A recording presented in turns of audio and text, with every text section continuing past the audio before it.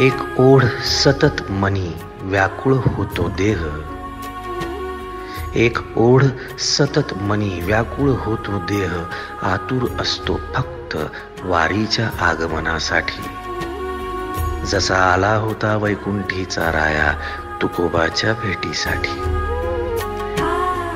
इंद्रायणीच्या काठापासून ते चंद्रभागेच्या वाळवंटापर्यंत तू असतोस आमच्या सोबत, नाचून धुंद झालेलं पाहण्यासाठी. स्वतःच्या कामाला पांडुरंग मानणारे काही थकलेले भेगाळलेले देह असतील तिथून तुझ्या वारीचा सोहळा अनुभवतात.